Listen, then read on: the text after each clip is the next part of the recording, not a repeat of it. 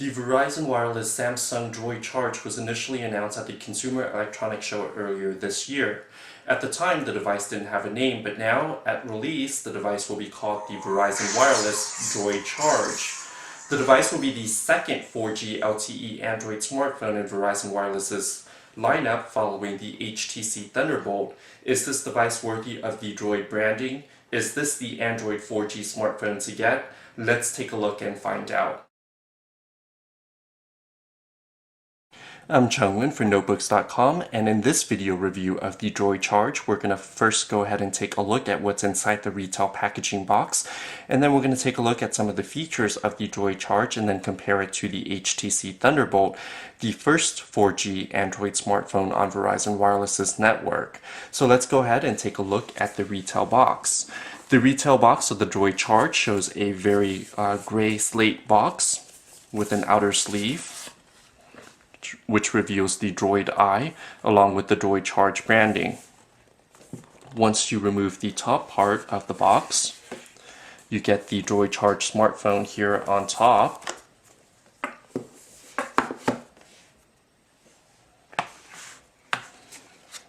Then once you lift off the tray, you have a bunch of manuals here which will take you through some of the features of the Samsung Droid Charge, your Verizon Wireless 4G LTE SIM card,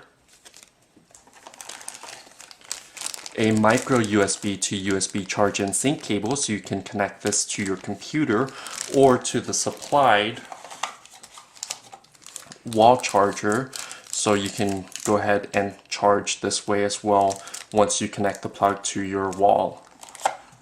Let's go ahead and take a look at the hardware and the software of the Droid Charge. The Samsung Droid Charge features a 4.3-inch capacitive touch Super AMOLED Plus display, which is a marked improvement over the Samsung Fascinate, also on Verizon Wireless's 3G network.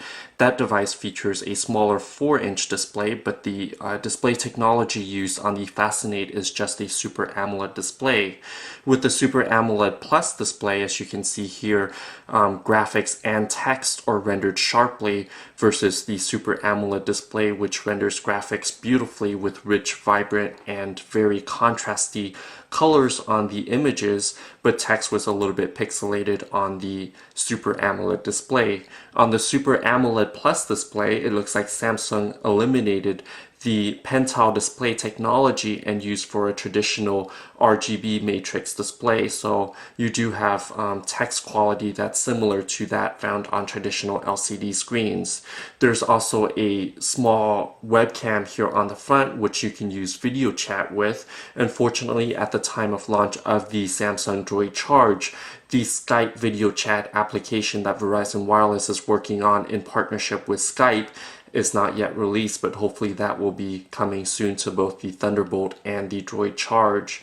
There's also a an earpiece speaker here at the front, along with a proximity and light sensor here, which will automatically dim the screen in darker environments and turn the screen off when you're in a phone call to not only conserve battery life, but also to eliminate accidental presses of the touchscreen.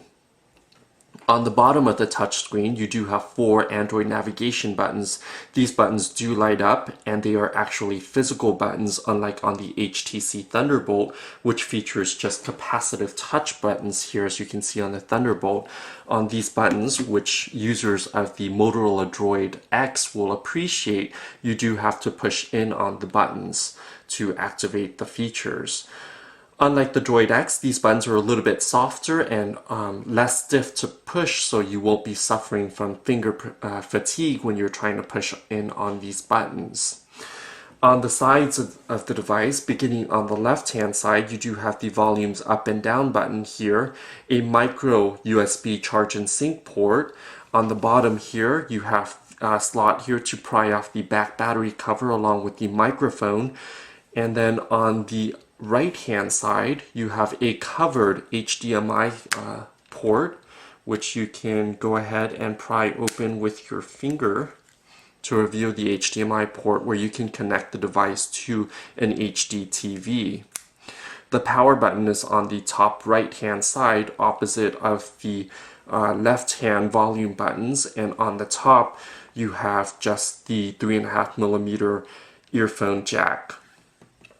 On the back of the device, you do have a glossy back with this textured pattern here on the back that reveals the 4G LTE logo to show that this device is indeed compatible with Verizon Wireless's 4G network, which promises download speeds of between 6 to 12 megabits per second and upload speeds of anywhere between 2 to 5 megabits per second. You do have an 8 megapixel camera along with a single LED flash. The camera can also do 720p video with autofocus. It's surrounded by this chrome-like bezel here, and on the bottom you do have the loudspeaker port.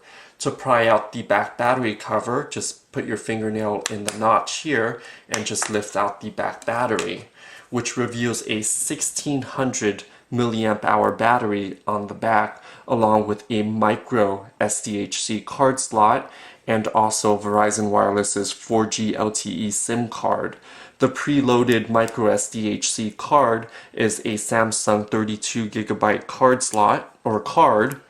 And the beautiful thing about this back battery cover versus the one on the HTC Thunderbolt is that you have access to both the SIM card and the micro SDHC memory card without having to remove the battery, unlike on the Thunderbolt, where the SIM card here is at the bottom where you pry upwards to reveal the SIM card, and the micro SDHC card is here and is accessible only after the back battery cover is, or the back battery is pulled out. Also, on the Thunderbolt, the default battery is a 1500 milliamp hour battery versus the larger 1600 milliamp battery on the Samsung Droid Charge. Let's go ahead and put back the back battery cover and take a look at the device itself and the software on the device. The device features 7 home screens, which you can customize with different widgets. There are 4 hard-keyed shortcut buttons here at the bottom, which you can go ahead and swap out for different options as well. Here you do see Samsung's TouchWiz user interface. Unlike the Galaxy S and on the Verizon Wireless Fascinate, these widgets are less intrusive and complement Android's feel much more. For instance, there are now 4 separate widgets for the Daily Briefing app, whereas before that was a singular widget, where now you can customize just the calendar widget, the news widget, the stock widget, and also the weather widget. There's also a great contacts widget which integrates nicely with your social networks such as Facebook or Twitter, and you can go ahead and pull through and set shortcuts. So if a person updates their Facebook or their Twitter feeds, you can see the update here on the side as well before you call them. And if they are connected to a Facebook or to a Twitter account, you can go ahead and comment directly from the shortcut as well. Another nice widget to take a look at is the clock widget, which mirrors the HTC Sense clock widget, which integrates nicely with your weather. The HTC widget on the HTC Thunderbolt is a little bit nicer, where if you tap on the clock, it will take you to the clock setting, and if you tap on the weather, it will open up the weather setting. So unfortunately on this one, if you tap on the clock, all you get is the weather setting. The other nice thing about the widgets is that they automatically scroll through, or you can set them to static. In this way, I have it set to scroll through so I can see the various updates happen, so I don't have to tap to open the app up. So that way I don't have to scroll through different things with the app open. I can go ahead and do it or view what's being updated through the dynamic widgets itself. With Samsung's TouchWiz user interface, if you tap on the Applications button here at the bottom, you either get a list view, which lists the icon here on the left-hand side and give the app name on the right-hand side, or you can go through a grid view, which mirrors what iOS does on the iPhone, where you have pages for different apps where you scroll horizontally versus vertically on traditional Android devices. This device has access to the to the traditional Google suites of application, which includes Gmail, and also to Android Market, which is the native Android App Store. Unfortunately, with Android Market, carriers such as Verizon Wireless are now blocking access to tethering apps such as PDA-NET. So if you search for PDA-NET, it won't show up on the Verizon Wireless Samsung Droid Charge. In a separate video, we're going to go ahead and show you how to enable the tethering apps in showing up on Android Market. But for now, Verizon Wireless is sort of filtering or blocking certain apps from being accessible on the device. Unlike with AT&T's Android app, Verizon does give you access to third-party apps and other third-party app stores such as the Amazon App Store for Android. So you do have access to another application store if you want, where you can install applications and purchase applications from Amazon instead of from Google.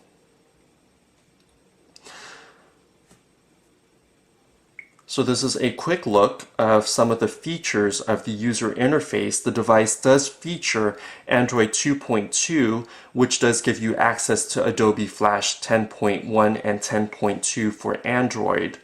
So let's go ahead, and here you can see the 4G LTE logo along with the signal strength. The logo itself is pretty discreet with a gray look unless you have an active download or upload in which the arrows will highlight up, and the signal strength is also a bit more discreet. Let's go ahead and access the Gotta Be Mobile homepage. So this is the Samsung Android keyboard. The nice thing about the keyboard here is that if you need to, for instance, if you have an alphanumeric password and if you need to access, say, the numbers here, instead of hitting the number and then tapping on the secondary number or the symbols, you can go ahead and access that directly from the keyboard just by long pressing it, and then it will ask you if you want a W or a 2. So if you wanted the 2, you can just tap again on the 2.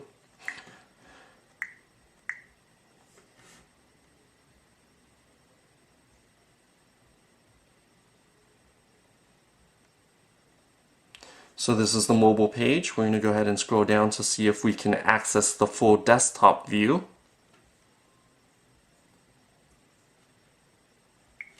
I think I clicked on something else. Let's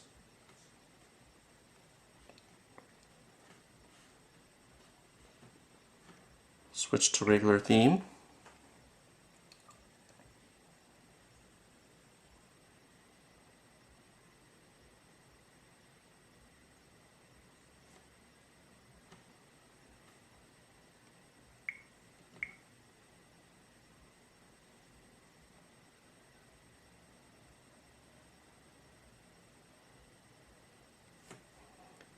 And pinch and zoom is supported on this.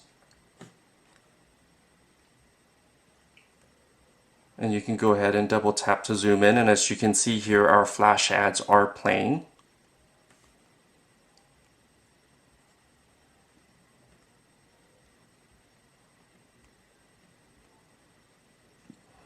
Another difference between this app or the browser on the Samsung Droid Charge and the HTC Thunderbolt is that the browser on the Thunderbolt will automatically and dynamically reflow text as you zoom in. So if you zoom in here, text would reflow just to fit the width of your screen, and if you reflow again, the text will automatically reflow to not only be larger but to also fit in the width of the screen, so you don't have to continuously scroll left and right and then up and down to read text as you zoom in further. So that's a benefit of the Thunderbolt in that it gives you that capability. But like the Thunderbolt's browser, this one does support Adobe Flash 10.2, which is a free download on Amazon's or on Google's Android Market. The Samsung Droid Charge also features a mobile hotspot application which will allow you to tether up to 10 devices to your Samsung Droid Charge's mobile broadband connection on Verizon Wireless's 4G LTE network. For now, the tethering feature comes gratis, but after a certain trial period, Verizon Wireless will force you to pay for mobile tethering. Right now, all you need to do to enable mobile tethering is to just click on the checkbox and turn on the mobile hotspot feature, which will allow you to connect up to 10 Wi-Fi enabled devices so that you don't need a Verizon Wireless 4G MiFi or Samsung mobile hotspot device or mobile router like this one. The MiFi in comparison only allows you to connect up to 5 devices, and the HTC Evo 4G on Sprint's network allows you to connect up to 8 devices. So the Samsung Droid Charge will allow you to connect up to 10, which is the most on any mobile hotspot right now, aside from Samsung's own portable mobile router. Once connected, your SSID will be shown in the settings box here at the bottom, along with the password, which is your 10-digit phone number. So here's your SSID, which is SCH1510, and then a string of numbers and letters.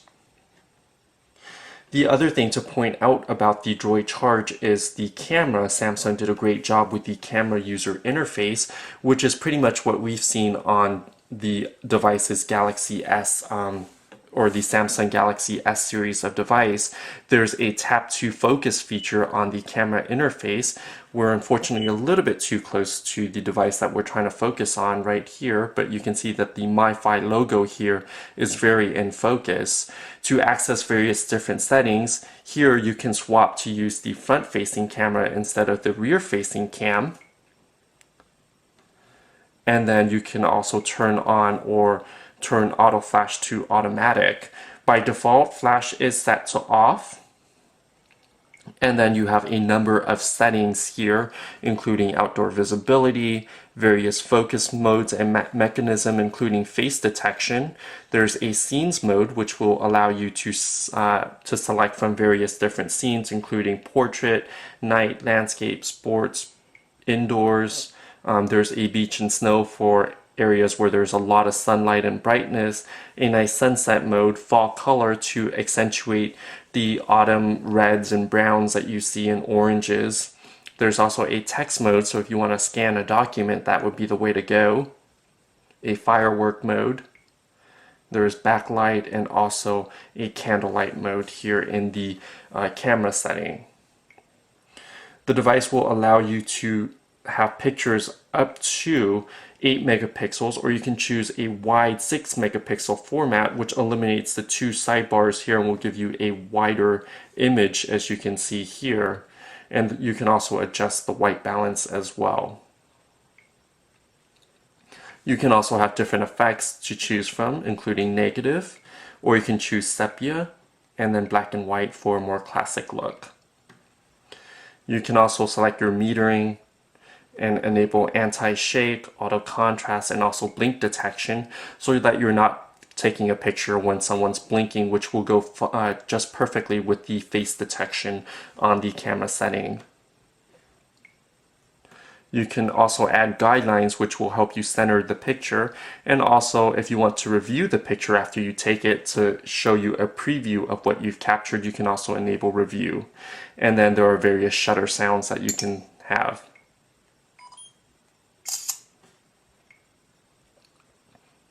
So here you're seeing the guidelines or the grids to help enable a better picture. If you want to switch over to a video mode, all you have to do is tap here on the right hand side, which will take you into the video camera mode, which is an autofocus video camera. Unfortunately, tap to focus isn't enabled. Here you can also turn on the video light if you want, which will enable the light here in the back. Once you start recording, you can see that the light here is on.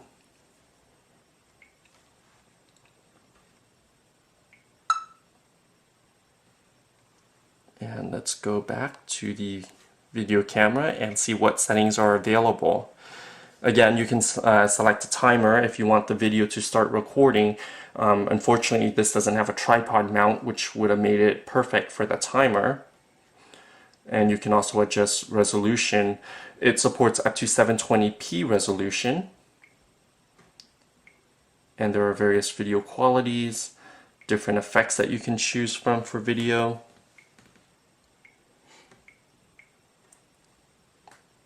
And these are just the settings that are available on both the video and for digital camera captures. Samsung did an excellent job with low light imaging, so the sensor can capture devices with very little light available without having to use the flash if you're in a more dim environment. For a darker environment, I do recommend the flash, but this device is excellent. The camera quality is excellent and does a great job with not oversaturating the picture or overexposing the picture with the flash. The other thing that I wanted to point out also is the notification drawer. Samsung did a great job in adding the widgets up here for different settings that you might want to turn on or off, including Wi-Fi, Bluetooth, GPS, and if you want to connect or disconnect mobile data to prevent access to the mobile broadband network, you can go ahead and do that here, which will toggle on the data connection. You can also turn on or off the auto rotation as well. So with auto rotation off, if you rotate the device into landscape mode in the browser, the device doesn't change into landscape orientation. By default, the home screen here is only displayed in portrait mode, so even with auto rotation enabled, you won't have a landscape oriented home screen. Samsung only enabled the landscape orientation on the Galaxy S series, like the Epic 4G, where there is a keyboard in landscape orientation. Otherwise, you're stuck with a portrait-oriented view of the home screen.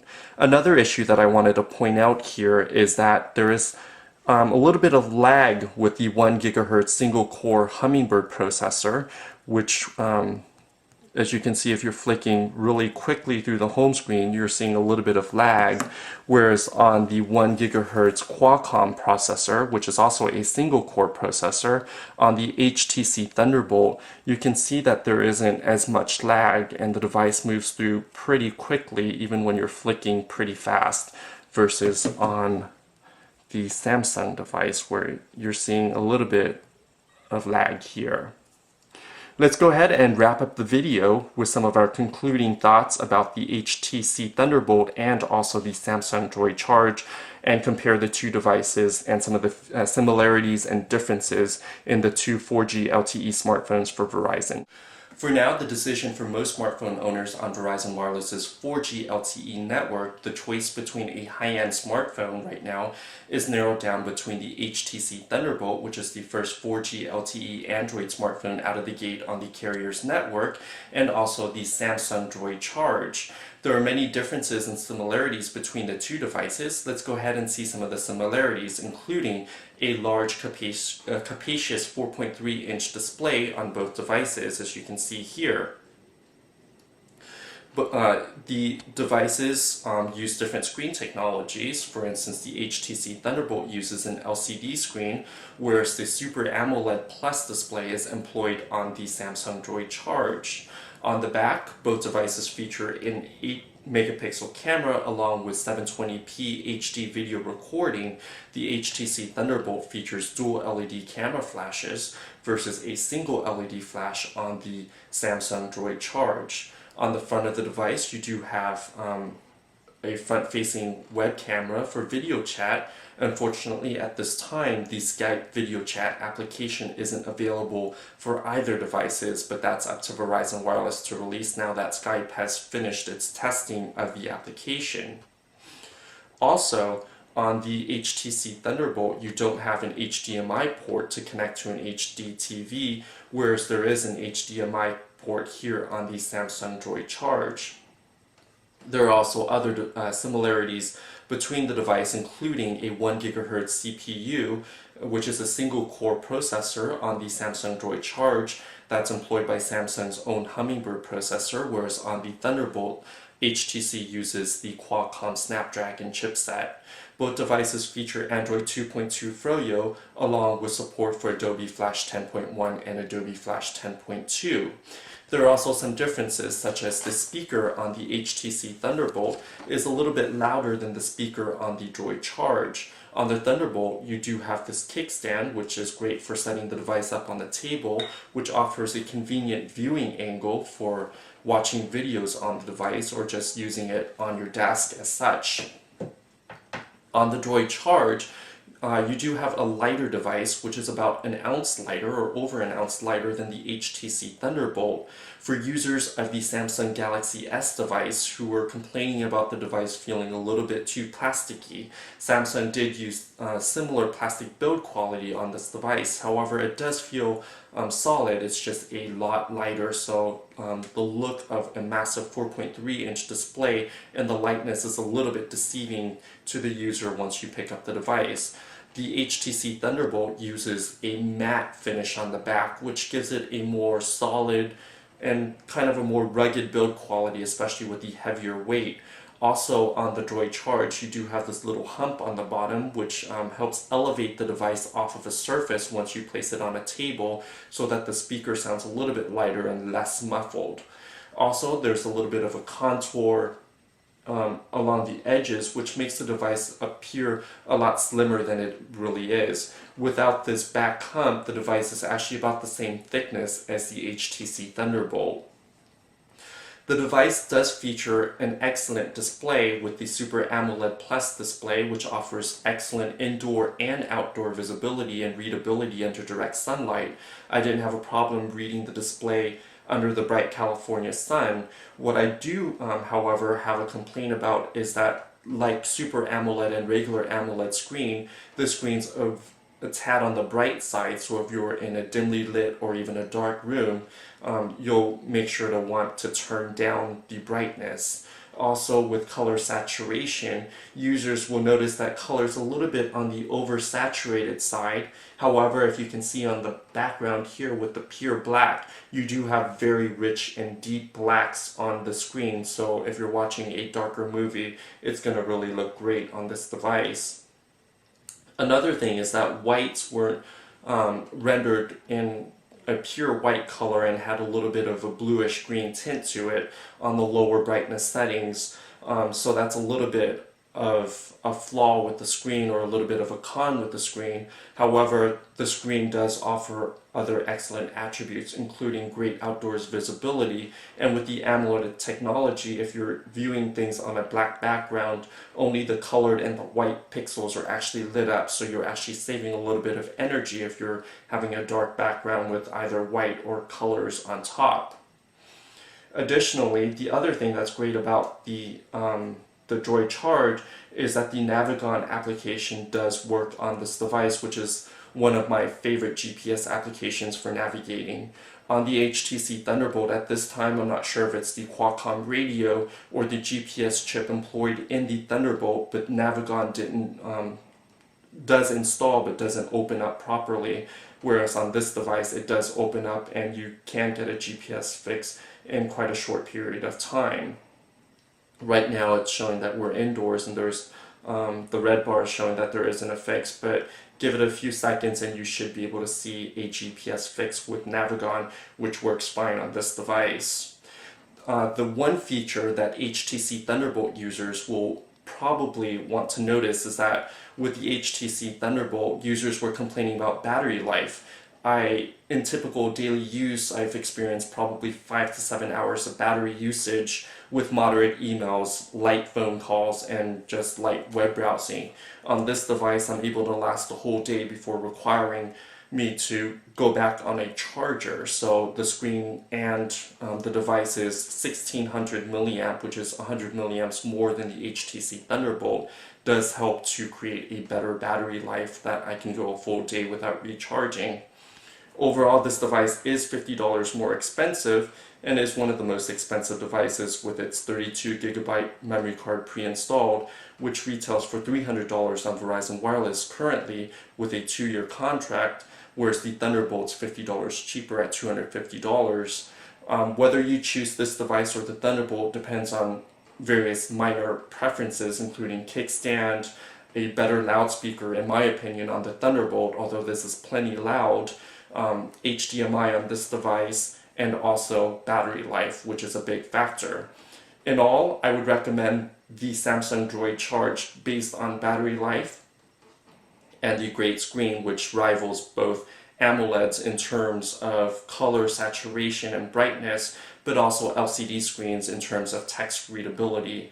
So this device does merge the best of both AMOLEDs and traditional LCD screen displays. All in all, a great device to own. I'm Chung Win, and today's a great day to be mobile.